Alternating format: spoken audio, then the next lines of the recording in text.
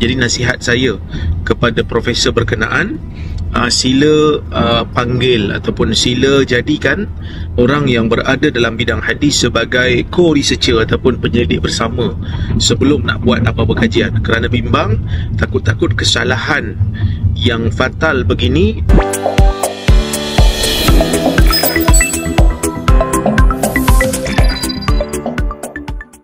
Assalamualaikum warahmatullahi wabarakatuh. Halo teman-teman, jumpa lagi di Aryan M Channel.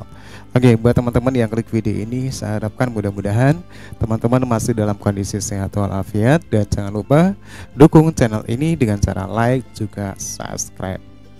Baik, di kesempatan kali ini saya akan ajak teman-teman untuk melihat beberapa cuplikan video reaksi dari orang-orang Malaysia terhadap pendapat seorang profesor Malaysia. Profesor ini sering mengangkat sejarah, baik itu Melayu dan lain-lain, dan tidak jarang juga sering membolak-balikan sejarah antara Malaysia dan Indonesia.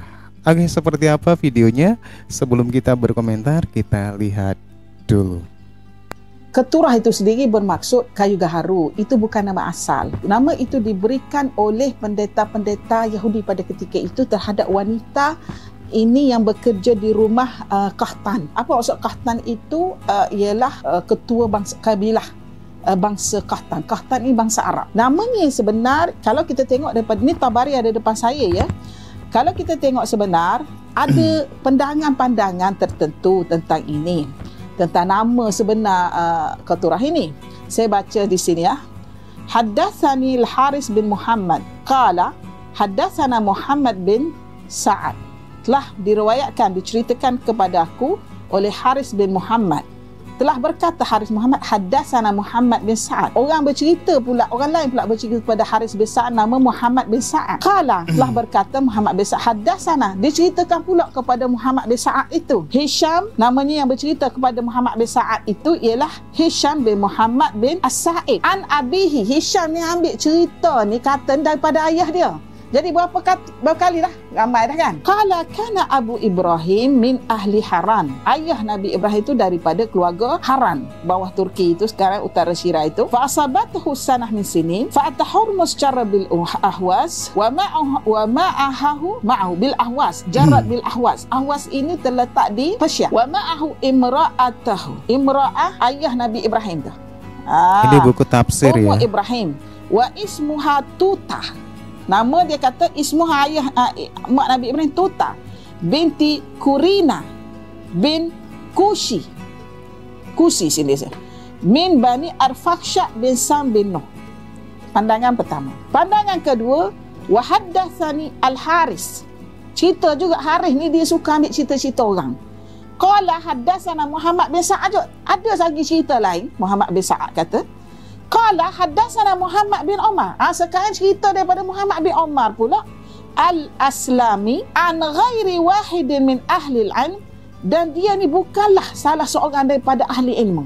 Makna bukan orang yang dirujuk untuk mendapatkan ilmu pengetahuan. An ghairi wahidin min ahli al-ilm qala, telah berkata, siapa nama? Haddatsana Muhammad bin Umar Al-Aslami an ghairi wahidin min ahli al-ilm, bukanlah daripada ahli ilmu, telah berkata ismuha an Muta min wala Afrahim min Arhu min Falih min Abir min Shalih min Arfaksha min Sam min bin Nuh.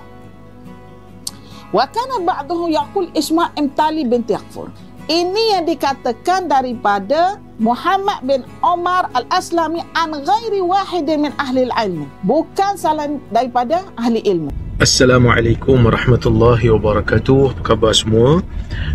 Saya ada terdengar satu video daripada seorang profesor yang katanya beliau adalah dalam bidang bahasa Arab.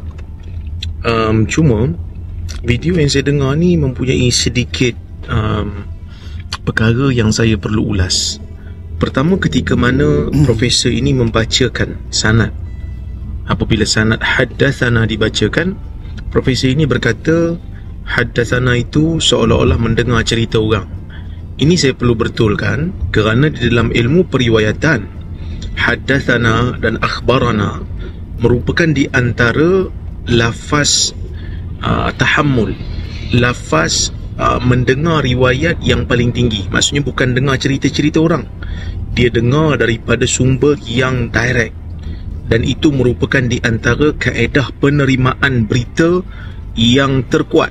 Haddatsana itu beliau telah, guru saya telah menceritakan kepada saya, bukan hanya mendengar cerita-cerita orang. Itu yang pertama.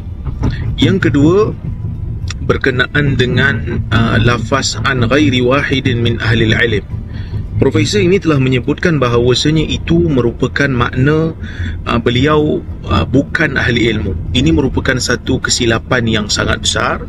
Sebaliknya, yang sebenarnya maksud an ghairi wahidin min ahli ilm ialah dia meriwayatkan tidak daripada seorang daripada kalangan ahli ilmu. Maksudnya dia mendengar daripada beberapa orang daripada kalangan ahli ilmu. Jadi ini merupakan satu kesalahan lah yang mesti diperbetulkan, terutamanya dalam kajian akademik. Jadi nasihat saya kepada profesor berkenaan, sila panggil ataupun sila jadikan orang yang berada dalam bidang hadis sebagai co-researcher ataupun penyelidik bersama sebelum nak buat apa-apa kajian, kerana bimbang takut-takut kesalahan yang fatal begini akan mengganggu dapatan kajian beliau. Jadi itu sajalah nasihat daripada saya. Mudah-mudahan beliau dapat memperbetulkan. Terima kasih banyak. Assalamualaikum warahmatullahi wabarakatuh. Profesor dinasihatin. Kalau kita tengok awal tadi mengaku keturunan Nabi Muhammad, sekarang tak ada. Keturunan Nabi Ibrahim tu kita ni. Jangan dibuat main-main. Nabi Ibrahim.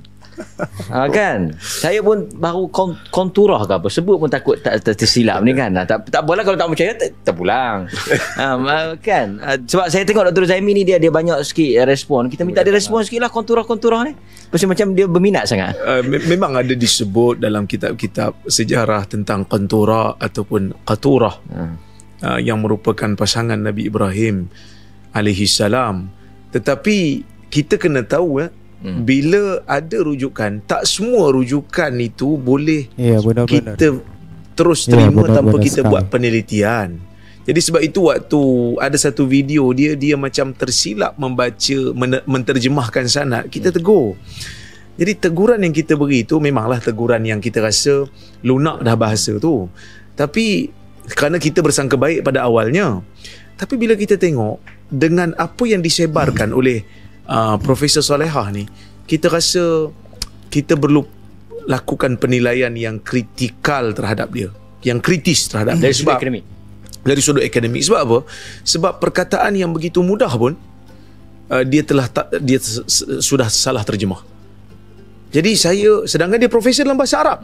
Jadi sebab itu betul ke dalam bahasa Arab? Saya tak pasti, tapi di UIA itu dikatakan beliau adalah dalam bidang bahasa Arab. Dia terjemah salah. Tapi terjemahan yang simple Arabic, bukan subkulisan. Saya tak tahulah, sebab orang yang belajar bahasa Arab yang simple ni, haddatsani ghairu wahid min ahli al-ilm, bukan sekadar satu orang yang bercerita pada aku daripada kalangan ahli ilmu, itu pun salah terjemah. Bagi saya ini merupakan satu kesalahan yang fatal lah bagi seorang akademia yang ingin mengkaji dalam manuskrip ataupun dalam rujukan bahasa Arab. Persoalan yang kedua adalah, kalaulah qaturah itu memang wujud, ada qaturah ke ada, tetapi kita perlu buktikan yang kedua pula kaitan dia dengan Melayu. Kan, Melayu ni dalam bahasa Arab kita daripada qaturah lah. Tidak ada bukti setakat ini. Yang kita nak dengar ni, bila disebut tentang Timur ni luas. Jepun pun Timur, kan? Rusia pun sebahagiannya Timur. Jadi sebab itu kita kata, sebelum kita nak buat apa-apa dakwaan, pastikan betul-betul. Sebab bila benda ni dah tersebar, dia susah nak repair. Melainkan akan ada orang yang akan percaya. Sebab itu kami di KUIP ni, kita dah jemput dah, kan, Pusat Islam Ustaz Rosfan minta pegawai kami diskusi, untuk berhubung dengan wakil Prof Salehah ni. Tapi beliau kata, mula-mula dia katakan, saya dimaklumkan lah, beliau MC sampai 20 lebih Disember. Tapi kita bagi ruang, bagi tarikh bulan 1 pun tak apa, yang penting mai. Tapi dia kata dia menolak lah. Tapi saya kata pegawai tu sebab dia kata dia sibuk, pegawai dia kata dia sibuk. Jadi saya kata bila-bila masa yang dia free, mari. Sebab apa? Sebab bila kita dah berani buat dakwaan, maka kita kena berani mempertahankan dia. Kita tak boleh kata siapa nak percaya percayalah, siapa tak nak percaya tak apa. Sebab kita berhadapan dengan manusia yang tidak boleh menimbang mana satu fakta, mana satu auta. Bila maklumat telah diletakkan di hadapan orang awam dengan dakwaan, bukan hanya sekadar membangkitkan kebarangkalian, tetapi dia buat bukan melontarkan persoalan tapi satu kenyataan. Ya, satu kenyataan yang seperti itu, maka kita terpaksa untuk memanggil beliau untuk berhujah. Dan ini merupakan satu bebanan bukan hanya kepada beliau tetapi kepada UIA juga.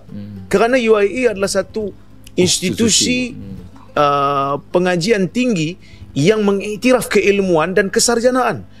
Oke teman-teman ya, demikian ya reaksi dari orang-orang Malaysia, terutama dari golongan akademik terhadap pendapat-pendapat dari Profesor Malaysia, yaitu Profesor Soleha Yaakob, di mana pernyataan-pernyataannya itu menurut orang-orang akademik ini ada satu kesalahan, karena Profesor Soleha ini memberikan satu penjabaran tapi tanpa bukti.